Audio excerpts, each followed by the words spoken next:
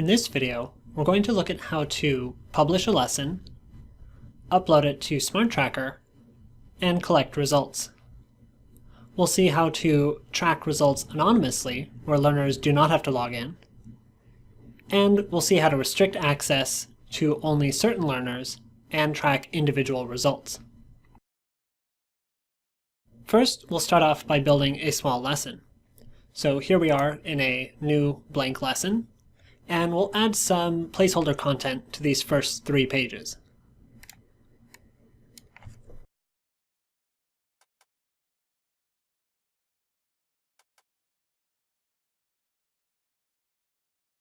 I'm going to rename these pages because these names will be reported to SmartTracker.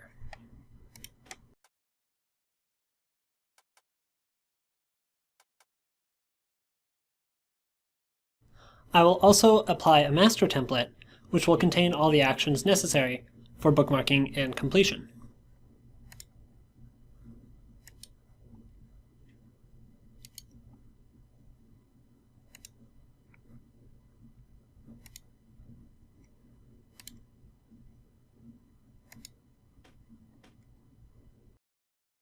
Next, we'll add some question templates.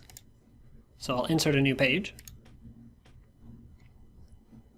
and then apply a multiple choice question.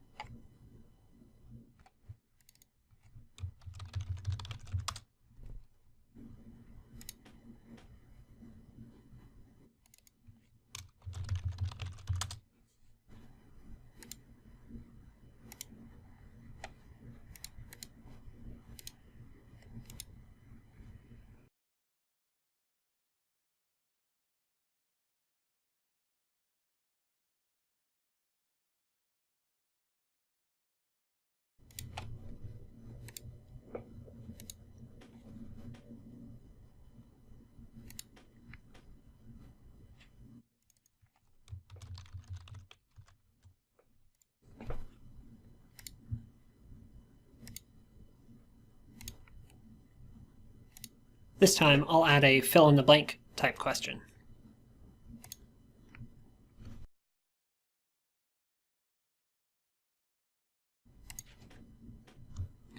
I've gone ahead and named these pages, and we'll see that these page views are reported in SmartTracker, and the questions and the answers will show up separately. The templates already contain all of the necessary actions for reporting the questions and the responses. Finally, we'll add a results template so that we can tally up the results of the quiz and send those to SmartTracker as well.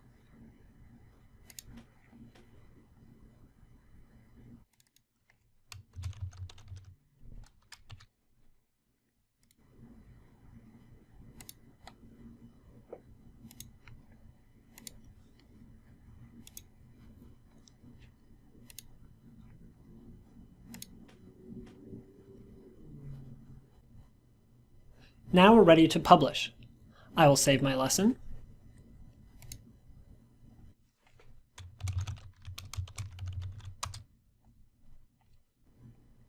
And now I can publish it.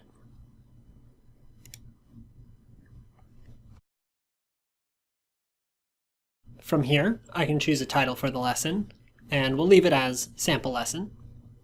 If I were delivering this from my website with no tracking, I could publish it right now.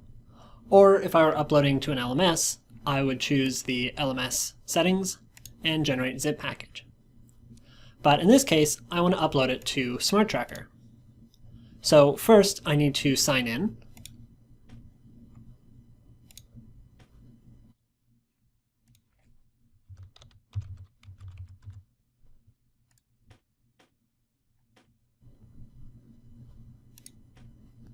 So it knows to upload to my account.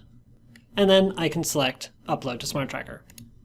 From here, I can choose to upload as new content available to anyone, or I can upload it so that only people from my organization can view the lesson. Or if I'm replacing an existing lesson, I can do that as well. I'll choose new content available to anyone for this particular instance. Later, we'll look at how to restrict access and get individual results. But for now, we'll make it publicly available, meaning anyone with a link can view it and only aggregate data will be collected. Next, I can choose an activity ID. One is already suggested here, but I will edit it because I know that I will have multiple copies of this lesson. So I will choose to add public, and I'm also going to put today's date. That's because I may come back and alter this lesson later, and if I have to add more questions or change any of the existing questions, it's important that I keep that data separate. Otherwise, I will have a jumbled mess of old responses and new responses. Finally, I'll click Finish and wait for it to upload.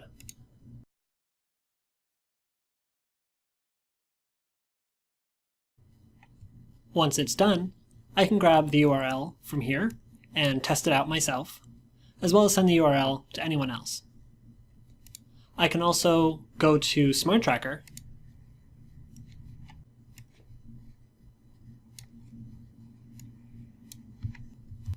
where I could see the URLs for all of the lessons that I've uploaded, as well as view the activity reports. So from here, again, I can copy the URL or click on the Copy URL button and then test it out.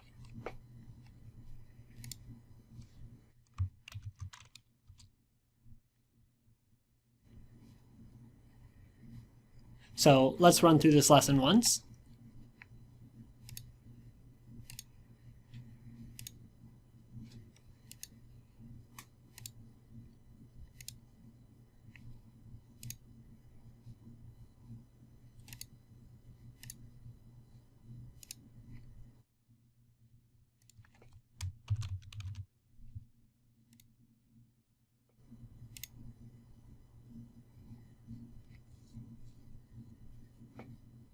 And then we can go back to SmartTracker to view the activity report. So once we're back in SmartTracker, we can click on Actions and choose Activity Report. Note that the report may take a couple of minutes to refresh and show the latest information. So here we can see the results being tracked. The lesson has some information about how many times it was launched, passed, terminated, and so on and so forth. We can also see how many times each page was experienced or viewed. And we can see the responses that were collected for each of the questions. I'll send my link out to collect some more responses, and we'll return to the activity report to see what it looks like with a few more responses.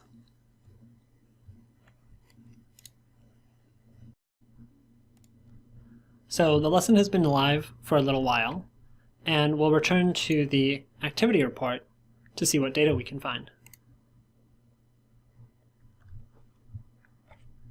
So this is interesting.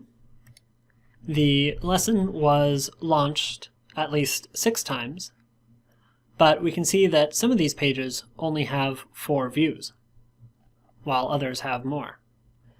This probably means that several learners skipped through the interesting information and the overview page and went straight into the quiz. We can also see the distribution of answers to these particular questions.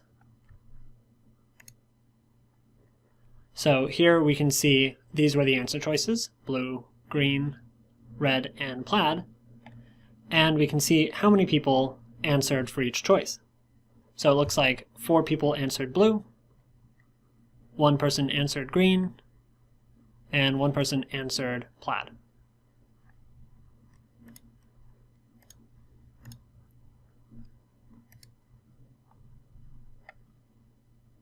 Here we can see 3 people answered moon, while we have a scattering of some of the other responses.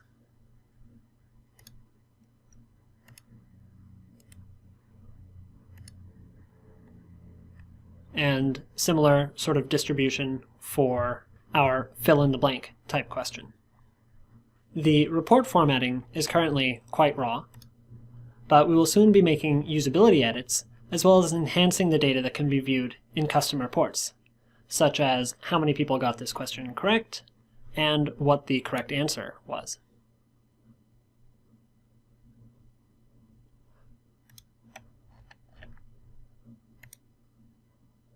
We can also take a look at the learner report, but there isn't much useful information here.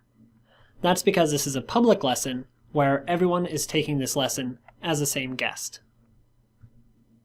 Now that we've seen how to collect anonymous information, let's return to the lesson and republish it so that we can track individual learner data.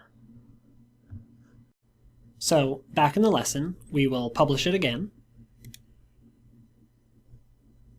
and we will again choose Upload to SmartTracker, but this time I will register it as New Content Limited to My Organization. I will also change the activity ID because I don't want to mix the results from my public lesson and this one.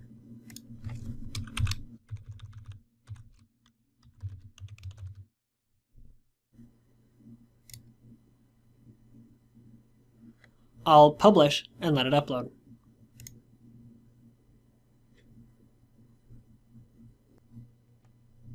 Once it's done, I can again get the URL and send that out, or view it on SmartTracker.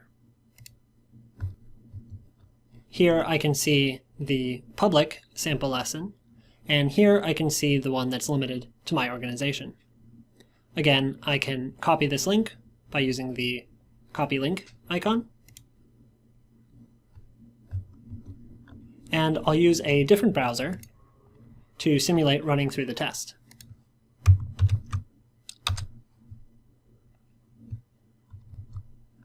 Since this lesson is limited to my organization, I'll need to log in.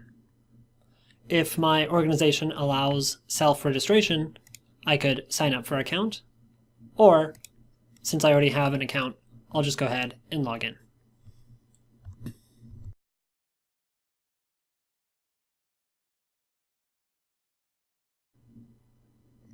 So here's my lesson, and as I move through it, these results will be tracked to that account.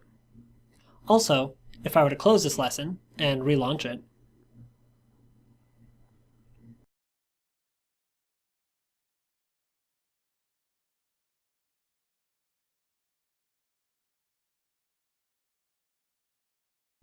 the next time I log in, I get a bookmark.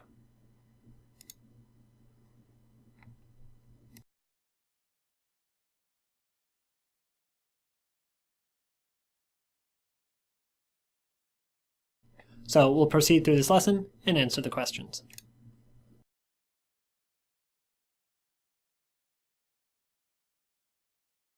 I'll send this link out and gather some more responses. Now that some learners have taken my lesson, I can view the learner report to see how they did. So I can see how long they were in the lesson, I can see what their score was, and whether or not they completed it, and whether or not they passed. The data for each learner's question response is also recorded, but we cannot see that at the moment. As we add custom reporting, we'll be able to see that information. Just like with the public version, I can also return to the activity report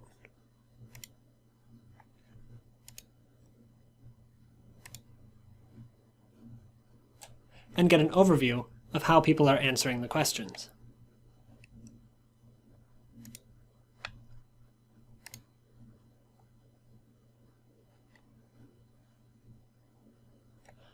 Once again, we will include the ability to generate custom reports in the near future.